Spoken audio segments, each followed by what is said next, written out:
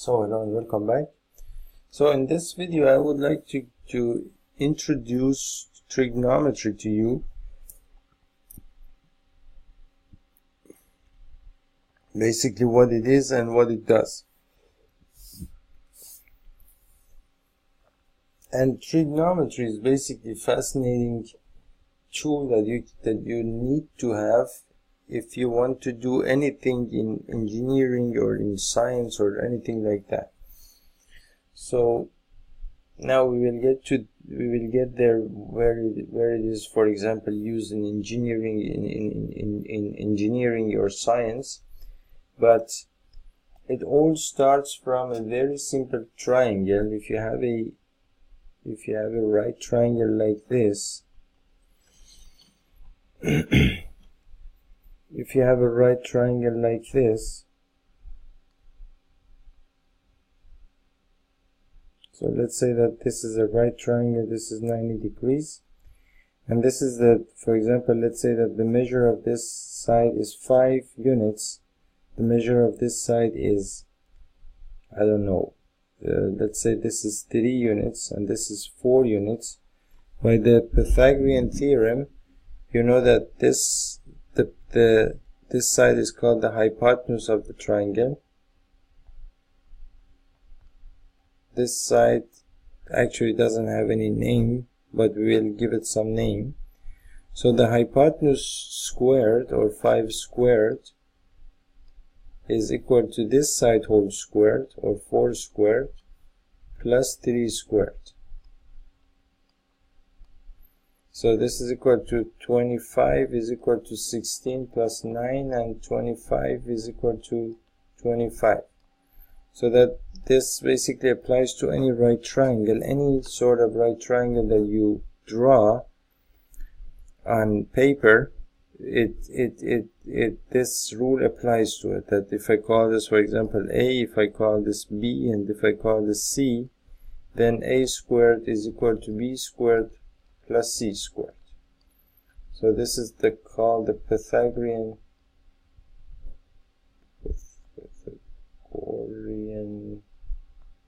Theorem.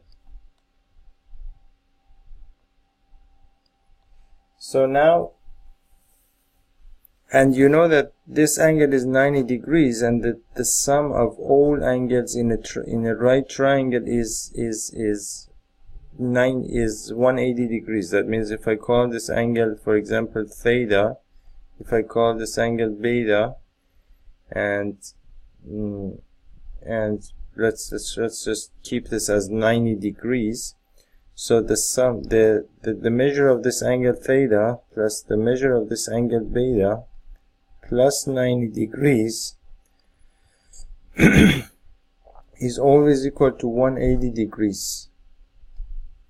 And so if you know, for example, what you already know, this is 90 degrees, so that means theta plus beta plus theta is equal to 90 degrees, because you have 90 degrees here, and these two must be 90, and 90 plus 90 is 180. So now what mathematicians have done is that they have basically they have defined, or made up is not a good word for this in this situation, they have defined some relationships between these sides of this right triangle. So you know that, you see that you have a right triangle over here. Now this is not very right. You see that you have a right triangle over here, and so let's say that this is 90 degrees, and let's call this theta. So and this is called the hypotenuse of the triangle. So this hypotenuse of the triangle, and is always this, the hypotenuse of the triangle is always the side opposite the 90 degree angle. So this is always the hypotenuse of the triangle. Now if I have this angle theta, this side which is opposite this angle theta is called the opposite side, opposite with respect to theta. And the other side right here is called the adjacent side, because the other side is always the hypotenuse. It could not be the adjacent side. So this side is called the adjacent side, meaning that it is adjacent to theta. So what mathematicians have done, they have defined some relationships between these sides using trigonometry. Of course, they have made trigonometry this way. So they have said that this angle opposite the angle theta, if you take the ratio of this side by the hypotenuse, they have called this ratio sine theta. So now what it does for me is that, let's say I have a triangle over here. Let's say I have a right triangle over here, and this right triangle, in this right triangle, I know that the hypotenuse is 5, and the opposite side to theta is the length is 4. So now, based on this, the information that I have, and then based on this, the function sine theta that I have here, it's possible for me to know what sort of angle I have here. And how I can do that, I know that sine theta is equal to the opposite side divided by the side hypotenuse. So this is 4 by 5. And so it basically gives me, so 4 by 5 is equal to 0.8. So it's 0.8. So I know that sine theta is equal to 0.8. But now I want to know what theta is. So there is no suppose you had a table that told you that if you had, for example, if your theta is equal to this, and then your sine theta would be equal to this ratio. For example, it would tell you that, for example, if your theta is equal to 30 degrees, the sine theta is equal to half. If your theta is equal to 60 degrees, this is all in degrees. If your theta is equal to 60, then the sine theta becomes the square root of 3 by 2, and so on and so forth. So then if you had such a table, you could simply look up this number 0.8 in this column of the table, and then you would know what angle theta, you would know what angle theta was. But since it's not convenient to work with such a table, and you would have innumerable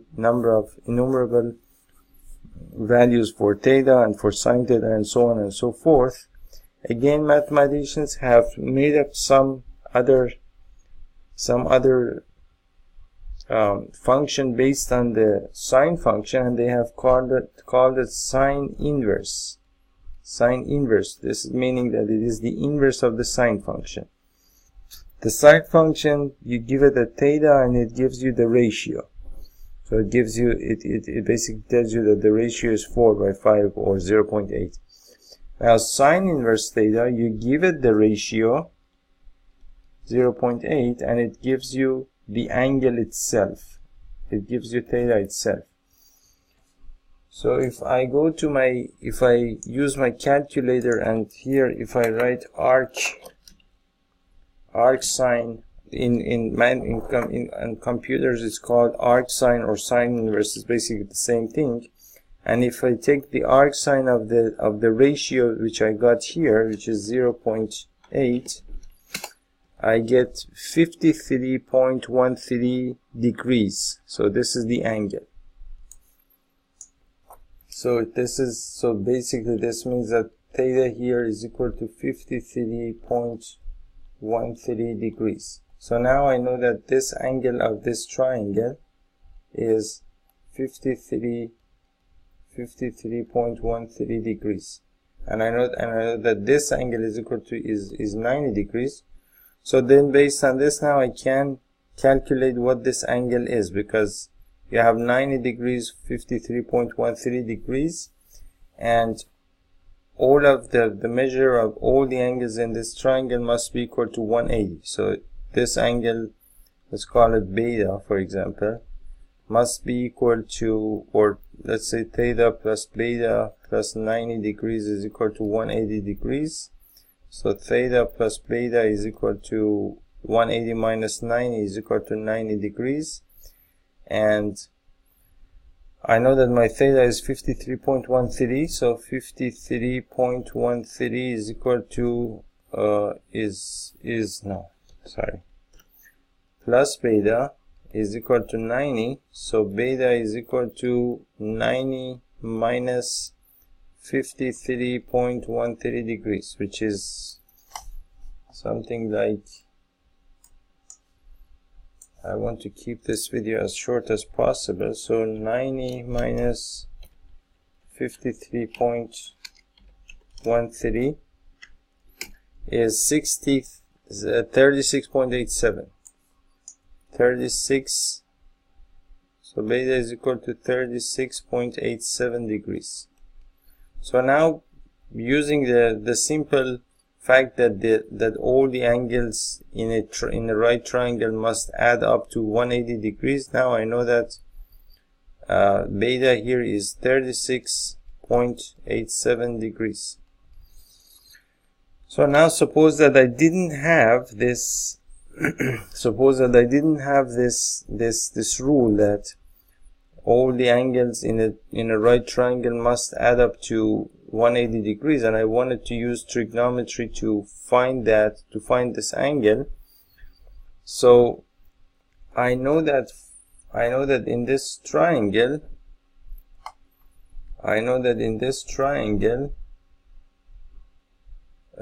this side is 3 units. The length of this side is 3 units. So again, I can use the sine function here.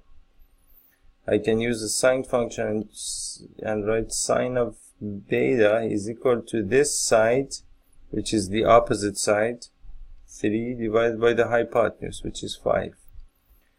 So 3 divided by 5 is equal to 0.6. So this is equal to, so sine beta is equal to 0.6. Again, I can use the sine inverse function. So sine inverse of this ratio must give me the angle beta. So sine inverse becomes arc sine on this machine. Arc sine of 0.6 is equal to 36.86. And you can see that it's actually the same angle as I got here when I used the 180 degree rule. I got 36.87. Here I got 36.869. If you round up to 2 decimal points, you will get 36.87, the same number. So 36. So here beta is equal to 36.87. So I got the same number here that I got before. And so now using these functions in trigonometry, you can figure out what your angles are, what your sides are, and so on and so forth.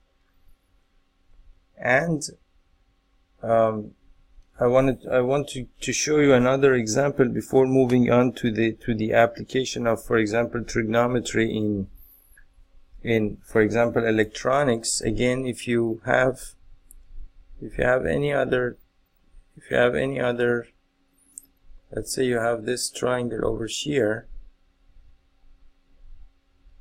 and this angle is equal to, you have theta here, you have beta here, and this is a 90 degree angle, and you know that theta is equal to beta.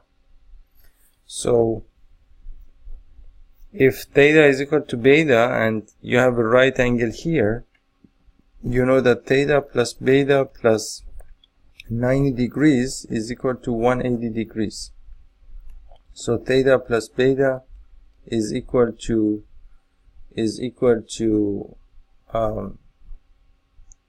basically 180 minus 90.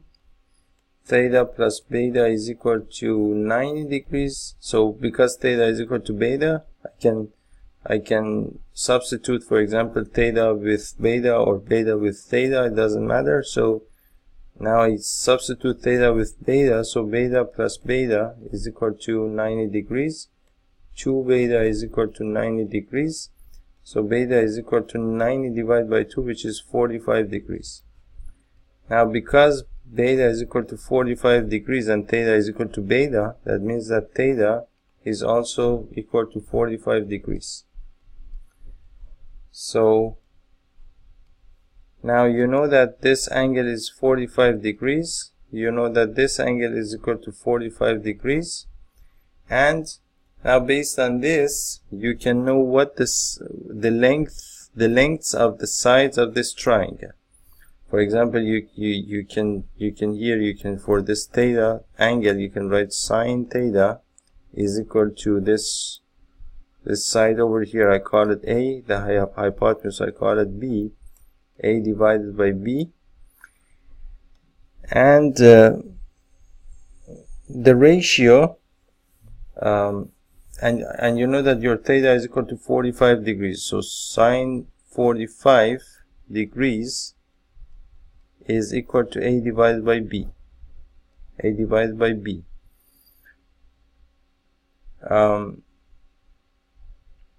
So basically, now what is sine 45 degrees? Is 0.707, which is actually equal to square root of SQRT square root of 2 divided by 2. If you take the square root of 2 by 2, you will get 0.707, which is the same thing as what I got here for sine 45 degrees. So this sine 45 degrees is equal to square root of 2 by 2. And so now you know the ratio between A and B in this triangle, or you could basically do the same thing with the angle theta, and then you would know the ratio between with the angle beta, and then you would know the ratio between C and B here using the same sine function. So you can basically do pretty much anything with these triangles, find the ratio of any two sides, basically find any angles that you want in a triangle, and so the applications are I mean, you could basically do pretty much anything in these triangles. And now about the application of trigonometry in all sciences. So what we have done, so basically so far we have talked about these triangles over here, these right triangles, and then we had an angle here, and then we could figure out what this angle is, what is the ratio between these two sides, and so on and so forth. And so if this angle, for example, is, I don't know, 30 degrees, if this is 30 degrees, then I know that basically sine 30 degrees, I already know that it's equal to 1 divided by 2. That means the ratio is 1 by 2. That means if this, and you know that sine is the opposite side by the hypotenuse, so the opposite, if the opposite side length is 1, the hypotenuse must be 2. That means that the hypotenuse is always 2 times the length of this side. So now, again, what mathematicians have done is that they have and of course you can keep playing with this. You can keep changing this angle and get the sine of, for example, this angle all the way up to 90 degrees in this triangle. Now what mathematicians have done, they have created a fascinating tool called the unit circle. In this circle, the radius of this circle is equal to 1. So this is a circle basically drawn on a Cartesian coordinate system, on the center of the Cartesian coordinate system, and this length is equal to 1. And you can see that if you have this right triangle over here, so, and if this angle is 30 degrees, then you can fit this angle into, you can fit this angle into this circle, and then you will have the same triangle over here. So now this is 30 degrees. So now this is this angle, and this is the opposite side, and this is the hypotenuse of the triangle.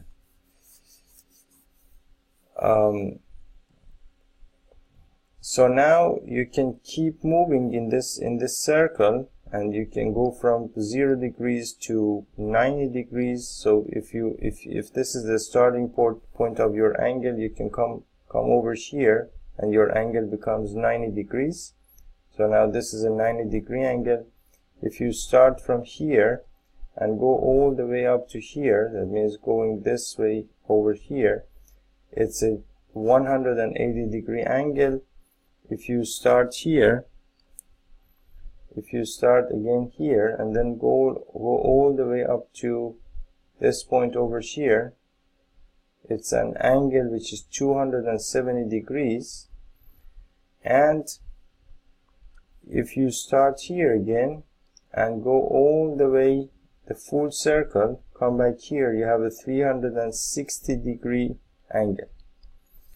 And so using the very same triangle here, you can go all the way around the whole circle and then find for example, the sine of, what is the sine of, for example, 360 degrees. And this of course becomes these angles become your theta, and then your sine theta keeps changing, the value keeps changing.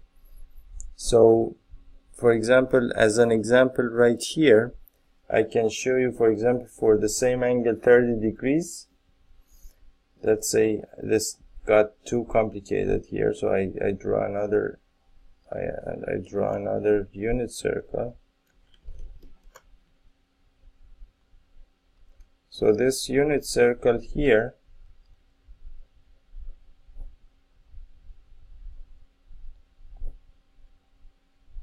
but excuse my lousy unit circle, but if this is 30 degrees, so we said that basically the sine of 30 degrees is equal to the opposite side, this length, by the hypotenuse of the triangle. The hypotenuse of the triangle is the radius of the circle, which is equal to 1. So the hypotenuse of so sine 30 degrees is equal to a, which is always equal to 1 by 2. The ratio is always equal to 1 by 2. Now if you keep moving around this circle, you can see that if you're dealing with 0 degrees, this length becomes 0. It just gets compressed over here. It becomes 0. So you know that sine 0 is equal to 0. So if you go all the way to 90 degrees, this length is essentially the radius of the circle, which is equal to 1. So sine 90 degrees is equal to 1. If you go all the way to 180 degrees, so this is 90 degrees. If you go all the way to 180 degrees, you can see that this length again shrinks to 0. So sine 180 degrees is equal to 0. If you go all the way to 270 degrees, sine 270 degrees, you see that this length becomes -1. So this side is negative. It's -1.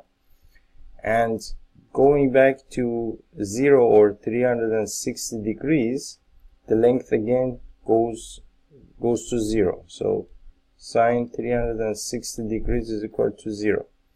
So now if you draw this function over here, you can see that here is your x or theta, let's say, and this is y is equal to sine x, and you see that you keep oscillating between 0 and 1 and -1. So this is 0, this is 1, and this is -1, and you go from 0 to 360 degrees, so 0 and basically 90, 180, 270, and 360. And at 0 you're at 0, at 90 you're at 1, at 180 you're at 0, at 270 you're at -1, and at 360 you're back at 0. So your function becomes something like this. And of course it keeps moving in the same direction, because you can move around the same circle. You can keep moving around the circle infinite times. So your function keeps going like this forever, and in the negative direction it will do the same thing. So it keeps moving in the same direction. Now this is a function y is equal to sine x, so it's a periodic function, or they call it also a cyclical function. It's a cycle. You can see that the cycle always starts, let's say that it's starting here, it goes all the way up to here, it goes back to 0, goes to the negative side, and then goes back to the 0. So this whole cycle starts from here and ends here.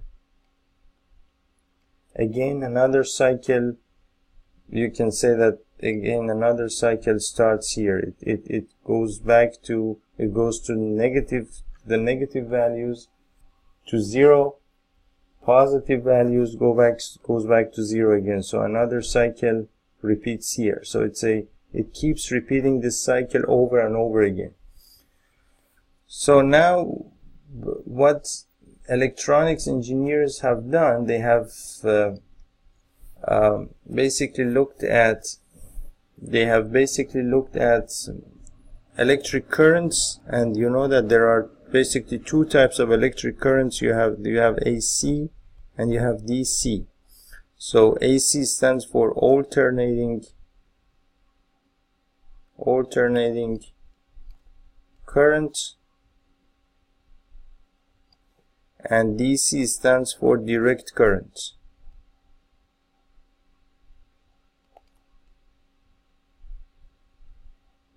And for example, what AC is again the same story here. You have here is your, for example, here is your voltage, and here is your the axis that is time, and then your voltage, your AC voltage keeps repeating a cycle like the sine function. It goes up here, down here, down here, up here, and it just keeps doing the same thing. So at here you have a peak voltage, at here your voltage goes to 0, at here your voltage goes to -1, here again you have a peak, again here 0, again here -1, and so your AC voltage keeps doing something like this. And then of course we have made some electronics components like diodes capacitors and things like that, and out of this alternating current we have created the DC current, which is, for example, if this was the peak over here, the DC current goes it's a straight horizontal line like this, and it will not keep oscillating like this. It will be a clean a DC current like this. So that's basically AC, and this is DC. So what we can do in electronics in order to work on these on electricity and basically make power supplies and things like that, we can model the behavior of this AC current using this sine function. You can see that it's basically the same thing. You can see that it goes from 0 to the maximum and then back to 0, goes to the minimum, and the same thing is happening over here. Of course, here, for example, you have some voltage above. For example, if the voltage in your country is 230 volts, it's some voltage above 230 volts because it's the peak voltage. So let's call it, for example, 300 volts. Here you have negative 300 volts, and your voltage in AC keeps oscillating between, say, 300 volts and negative 300 volts, and then we use trigonometry to model this function, and then out of this function, or out of the actual the actual behavior of the AC current, we create the DC current, which is the direct current. It's a horizontal line, and then this kind of current can basically power up your, I don't know, your iPhone. It can power up your anything, any appliance, for example your computer, anything that you have. It does need the DC current. It cannot work directly with the AC current. And so all the knowledge of the trigonometry will help you create the kind of current that you need from this AC current, and basically you take this AC current, and from this you create the kind of direct current that your appliance needs. For example, you have an electronic device like a laptop, and your laptop needs the DC current, but it does the current that you feed into your laptop must meet the requirements of your laptop. So out of this AC current you build the kind of DC current that your laptop needs, and then you feed it into your laptop, and then you can turn it on and start computing with your laptop. So what enables you to do this kind of thing, basically converting your AC current to DC, to the kind of DC current that you have, that is basically trigonometry. And it's a fascinating thing. It seems to be a little bit complicated, but it's really not. And basically in this course we intend to go over everything that you need to know about trigonometry so that you can work with it practically. And of course my personal goal here is to work with trigonometry in electronics.